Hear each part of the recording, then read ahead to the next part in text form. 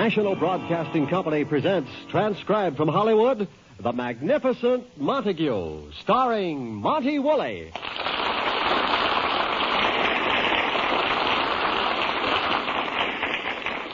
Today in Hollywood, the sun is shining, balmy breezes are blowing through the palm trees. But to Edwin, the Magnificent Montague, waiting in his rented bungalow for Empire Studios to start starring him in Macbeth, this is the winter of his discontent. It is bad enough that this giant of the Shakespearean stage has already sunk to radio, where he is Uncle Goodhart, hero of an afternoon program, but now he has succumbed to movies, his pet hate. On the other hand, his wife Lily and Agnes the maid are entranced by this tropical paradise, far from the cold and sleet of their native New York.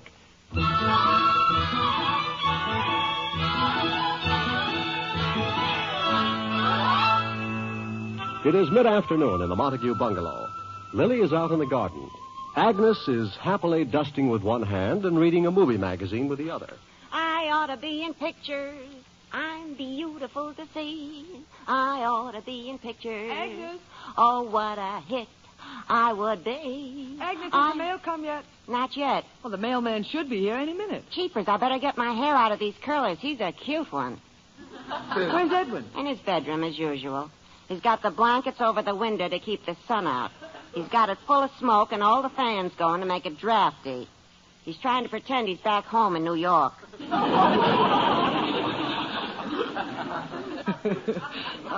Poor Edwin. Having to wait around with nothing to do while they make up their minds about making the picture. I can't even get him out in the sun. He's been out here a month and his face still looks like a bowl of farina.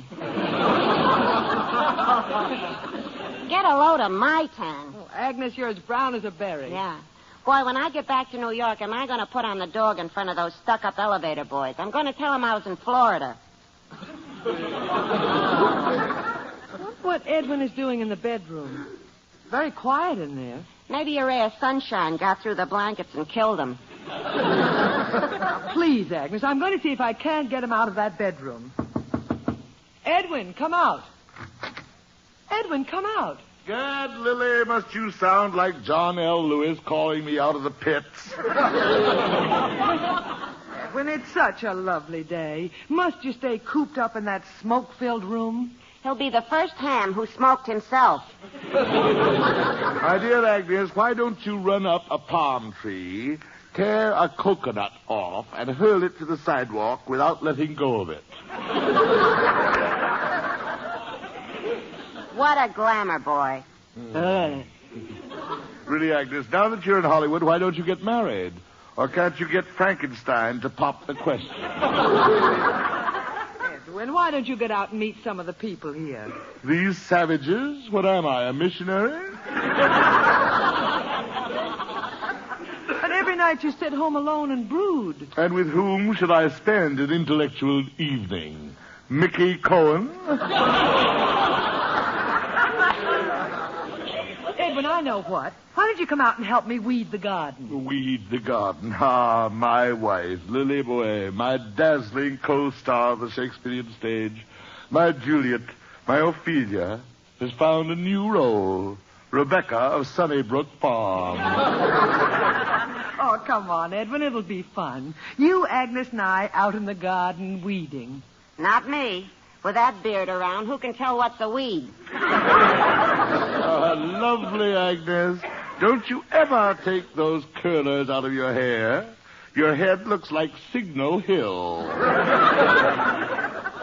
Edwin, let's be serious. What are you doing all day in that room? I am finishing an article on Hollywood. I've been asked to write for the New York Times drama section. An article about Hollywood? Yes, and I assure you that when it appears, there will be a spontaneous movement to throw California out of the Union. Oh, Edwin, that's terrible. Lily, when this article hits New York, the statue of Horace Greeley, who said, "Go west, young man," will be pulled down by howling mobs. It'll then be melted down into a giant crowbar to derail any train going west of Jersey City. Well, what's the name of the article? Beautiful California, or to think we fought Mexico for this. Edwin Montague, don't you dare mail that article to New York. Mail it? this article would never get through the United States mail. I'm entrusting it to a former New York actor I know who is going over the wall. He is escaping from Warner Brothers, disguised as a nutburger. Edwin, you're being dreadfully unfair to Hollywood. I'm being unfair. They lure me out here to do Macbeth. They changed my name to Raoul Randolph. They are forcing me to take acting lessons from a paragon of the drama whose reputation in the theater was made when he staged a minstrel show for the Shriners. They give me an actress to play opposite me as Lady Macbeth, whose previous title was Miss Four-Way Coal Tablet. They've kept me here for a month because they say the script isn't ready. The script for Macbeth isn't ready. Shakespeare only wrote it in 1592, and I'm being unfair. Oh, Edwin, please. You've been grousing from the minute we got here. Now you're here, get used to it. He's already made a name for himself. He's replaced the black widow spider as California's #1 pest. Lily, it looks like a hot day. Shall we take Agnes for a dip in the La Brea tar pit? Edwin, you better get dressed. You know, you have your Uncle Goodhart broadcast to do this afternoon. My Uncle Goodhart broadcast. And to think, when I went into radio, I thought I had hit the cultural depths. Compared to the movies, radio is the Harvard classics. There's my mailman. I'll get the mail. Hello there. Hey! Look at him run. There's something about Agnes that brings out the sea biscuit in a man. Bring in the mail, Agnes. Here it is, honey. Thank you. Oh, Agnes, here's a picture postcard for you. No kidding. Quick, let me see. Oh, that. Who's it from? Me. I sent it to myself from Clifton's cafeteria. Listen, dear Agnes, wish you were here. Love, Agnes. Agnes has friends all over the country. Lily, any mail for me? Ah, here's an invitation for us, Edwin. An invitation? Fancy. Parchment and engraving. Gad, look at the crest and the wax seal. Read it. Mr. and Mrs. Edwin Montague, you are cordially invited to attend the ceremonies in connection with the grand opening of Blucher's. Blucher's? Blucher's, your neighborhood butcher. Formal. Formal? Huh. You know, Lily, I'm tempted to attend. I've never seen pig's feet in spats. Give me some of the mail. Here. Here's something. The Owl Drugstore out here has a big sale on used cars. Gad, what an intellectual jungle. Oh, Edwin, look, an airmail letter from New York, from your proscenium club. You mean those broken-down old fogies finally found out there are airplanes? Oh, from my comrades. Let me have it. Well, open it. Wait. Let me hold the envelope in my hands for a moment in reverie. Imagine. Only yesterday this letter was in New York. It's from Jarvis, president of the Proscenium Club, the only refuge left for the legitimate Shakespearean actor. I got a buck that says it's a touch.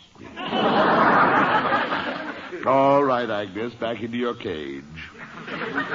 Read old Jarvis's letter, Edwin. Listen, beloved Montague, our hearts are with you far from New York, in the wilderness of California. We hope and pray that your delicate health is equal to the hardships of frontier life. Those old hams. When they go west of Times Square, they wear money belts.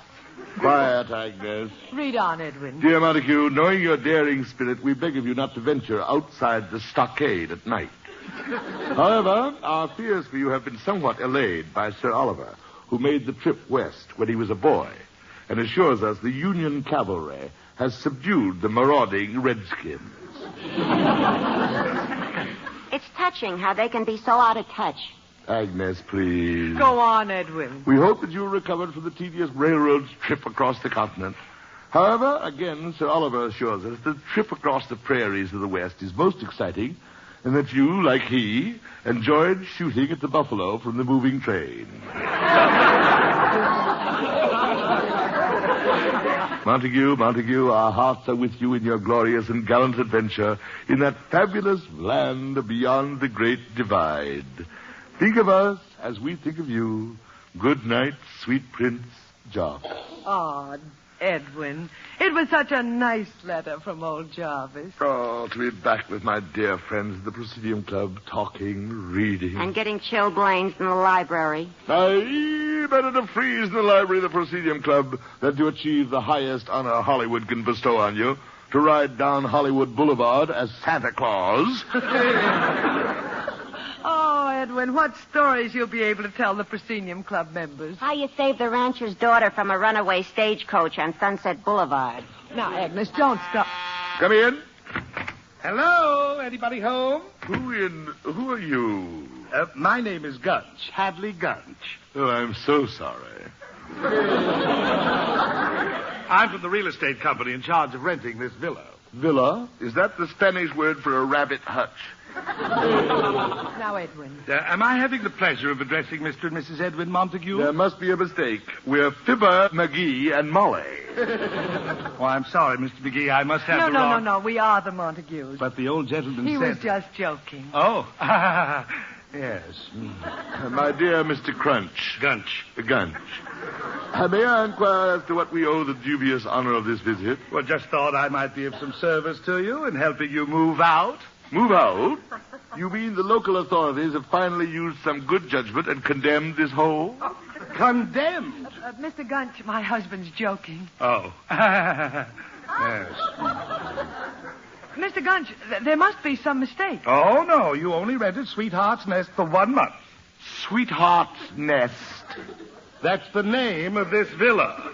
Didn't you see the sign on the fence? The sign? That's the thing you kicked into the gutter the day we moved in.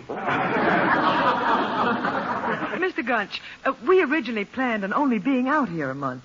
However, my husband's motion picture has been delayed, so we'll have to take it for another month. Oh, well, that will be impossible. Impossible? We've already rented Sweetheart's Nest to another couple. We'll let them find another nest. No, that's out of the question, Mr. Montague. For the last 15 years, for the month of February, this cottage has been rented to Mr. and Mrs. Inglebutt. Ingle what? But lovely people from the East. Mr. Gunch. Gunch. Oh, Mr. Gunch. You must realize that it's quite impossible for us to leave. Well, I'm afraid you'll have to. It so happens I have the necessary papers to legally see to it that this villa is vacated. Oh, no. How low can a man sink, evicted from Sweetheart's Nest?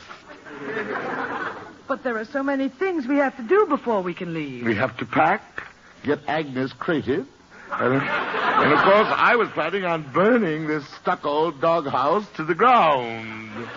Burning Sweetheart's Nest? No, please. My husband is joking. Oh. Mr. Gunch, have you another villa available? Let me check with my notebook. Mm-hmm. Oh, here's something. A cute little mink ranch.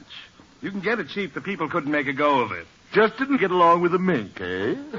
I'm really not acquainted with exactly what happened. Nevertheless, it is a good buy. Mr. Gunch, frankly, do you think I could get along with the mink? You wish me to be frank? Please. No.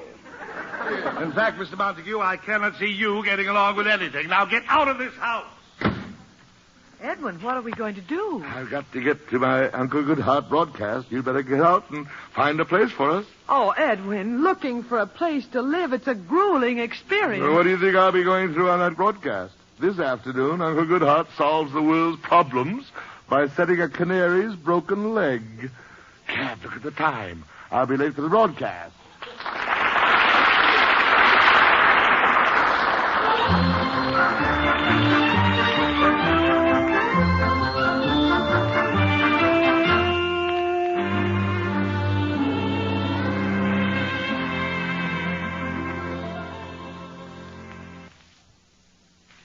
And now, back to the Magnificent Montague.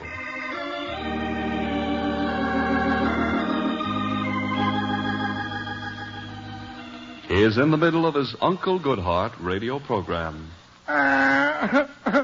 Oh, Uncle Goodhart, you make me so ashamed of myself for shooting this little canary with the shotgun you gave me for Christmas.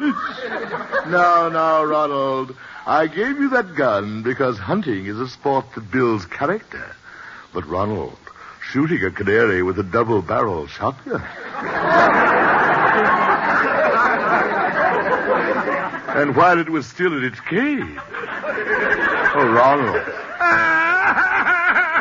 Oh, Uncle. You not only hurt Uncle Goodhart's canary, but you blasted out one of the walls of Uncle Goodhart's little cottage on the sunny side of the lake. Oh, Uncle, I'm just a bad boy. No, Ronald, you're just an exuberant, impulsive youth. No, I'm not. I'm mistaken. Now, Ronald, I can understand you're racing through the business district in your hot rod while firing point blank into crowds. But, Ronald, shooting Uncle Goodhart's canary, there's a limit. Oh, Uncle Goodhart, you are so good. Here is your gun back, Ronald. Think of this little canary the next time you fire at close range at little creatures. Think of this little bird as you go out on life's highway with your eyes on high. Look into the sun and life.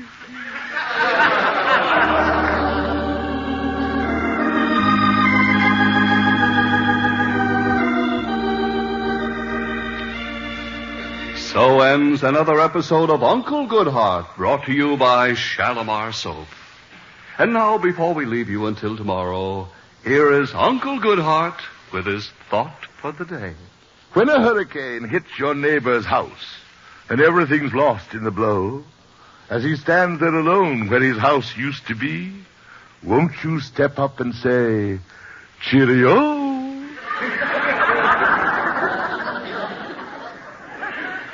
You're off the air, Mr. Montague. Step up and say, cheerio.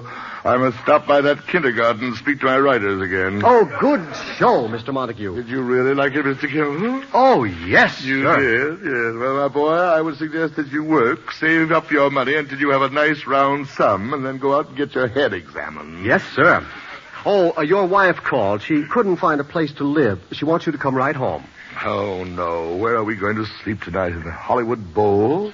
Well, I better get home. Hey, Ma, look, it's him. Oh, it sure is. Are you, sir, with the Neanderthal face, and this female with the flower growing out of her head, referring to me? Oh, yes, sir. Howdy doodly do, sir. We're in the NBC studio tour when Ma here spotted you. She did? Yes, sir, we listen to you every day on the air. You're our favorite. I don't know how I'd ever get through the day without your guidance. Well, thank you. It's very seldom I meet listeners. Well, I know how busy you must be, but Ma would sure appreciate it if you gave her your autograph, Mr. Linkletter.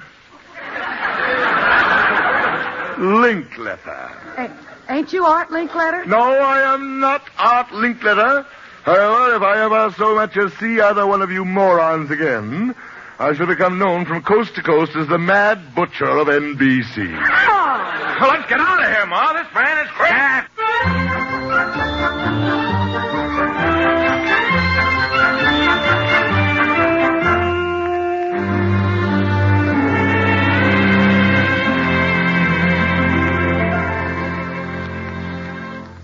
Agnes, let me sit down. I'm exhausted. Walking all afternoon looking for a place to live. I'm beat to the socks. Oh, brother, we covered Los Angeles like the smog. Well, thank goodness Mr. and Mrs. Engelbart are such nice people. Are you sure when they phoned they said we could stay here with them? Yes, they said there were 2 bedrooms and they're only going to use 1. Oh, that's Edwin, home from his broadcast. Lily, what are you going to do? Out here, there aren't even subway stations where a gentleman can spend the night. Now, don't get excited, Edwin. I have wonderful news. Found a place for us? Well, Edwin, there's nothing available. There are 10 hardware conventions in town. And that's good news. Lily, are you planning on buying a flush valve? No.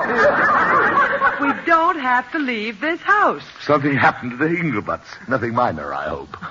No, Edwin. The Engelbutts are moving in today, but they said we could stay and share the house. Share the house? But there's only our bedroom and Agnes's. Well, Edwin, the Engelbutts will use 1 bedroom, of course, and Agnes and I will use the other one. Go on. There's still little old me.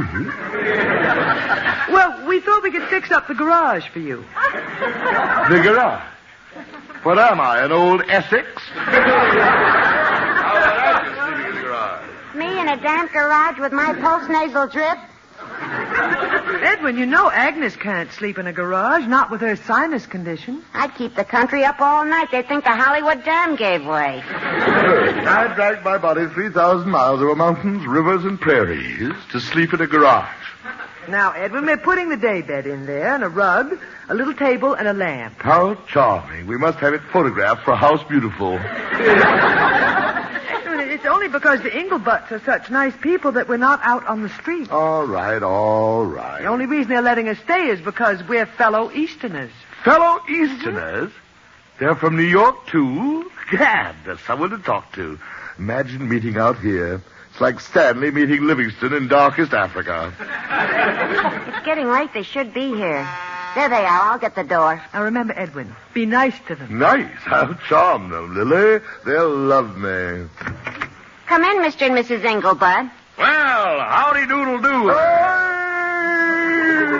Well, come right in, Mr. and Mrs. Engelbud. This is my husband. Well, howdy doodle. Oops.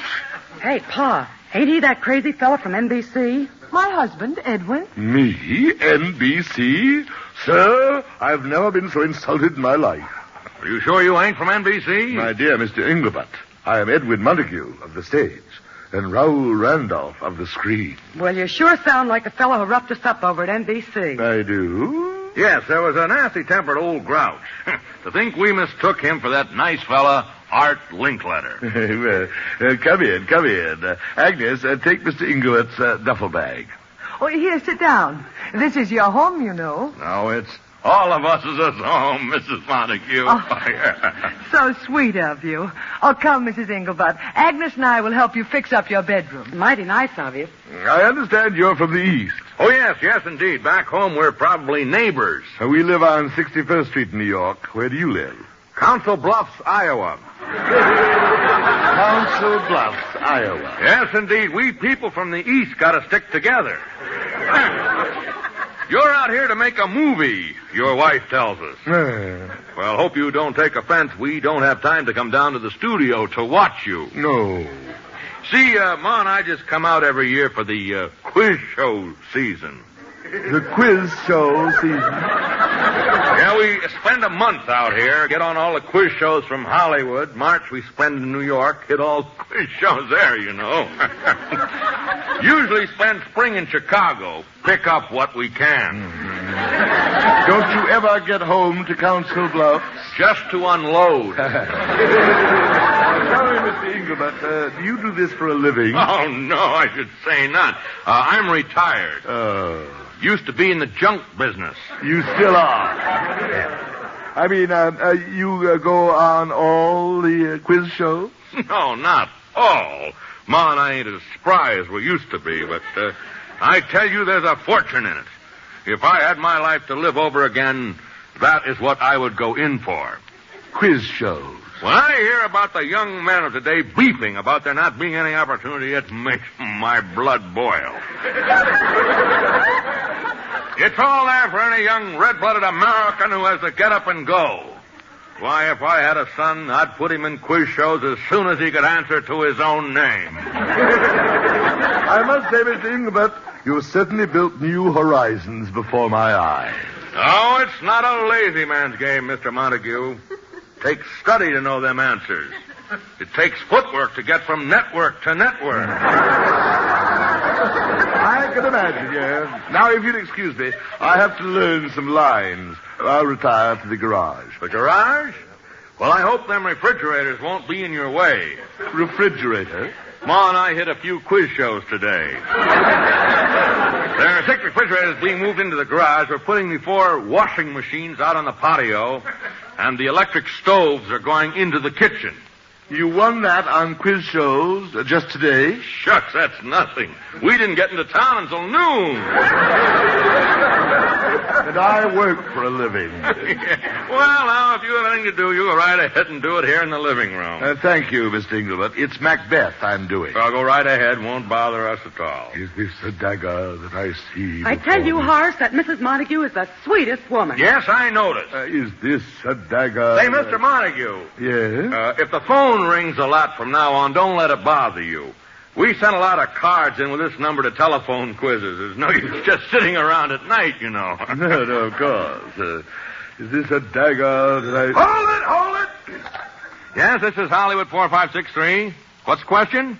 Oh, Abraham Lincoln. Horace Inglebutt, Sweetheart's Nest, Yucca Drive, Hollywood. Thank you.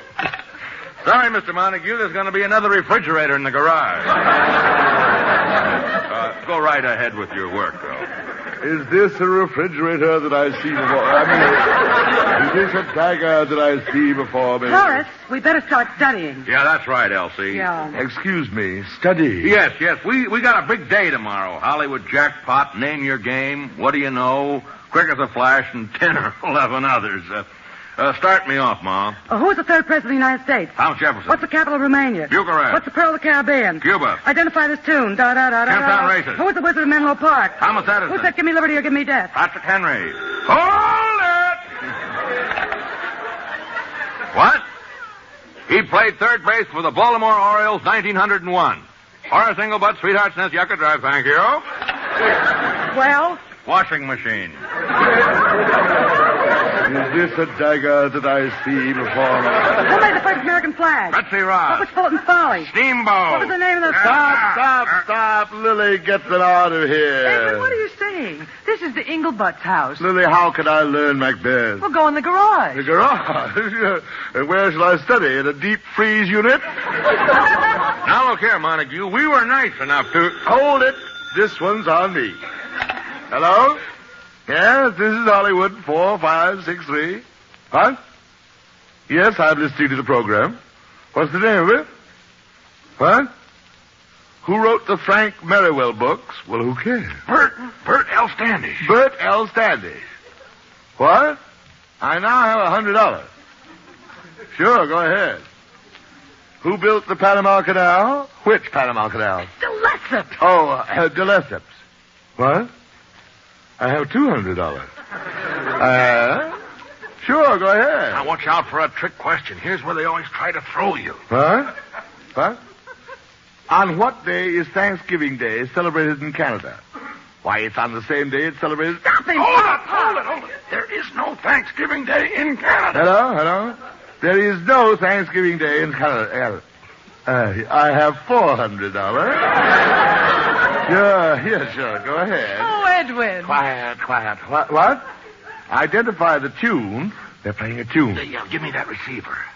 Well, what is it? It's Do You Remember Sweet Alice Ben Bolt? Hello? It's Do You Remember Sweet Alice? Sweet Alice? Ben Bolt, jerk. Ben Bolt, jerk. What? I won the jackpot? He won the jackpot! I won the jackpot. What? The name? Mr. Horace Inglebutt. Why, Montague. Yes, that's right. Sweetheart's Nest, Yucca Drive, Hollywood, California. And thank you, too. Well, what was the jackpot we won, Mr. Montague? Yeah. Mr. Inglebutt, have you ever been to Hawaii? You mean? A 3-month cruise, all expenses paid, and the boat leaves tonight. Hurry up and pack, I'll get you Lily, the Inglebutts are leaving us for Hawaii. Now, all together, aloha.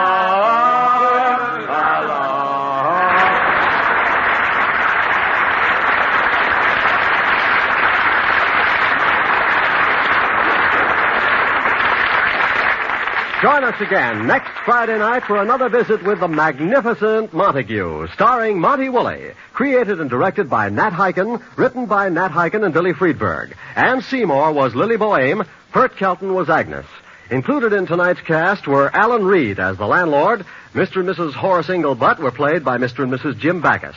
This is Eddie King saying stay tuned for Duffy's Tavern, which follows immediately. Return in good times on NBC.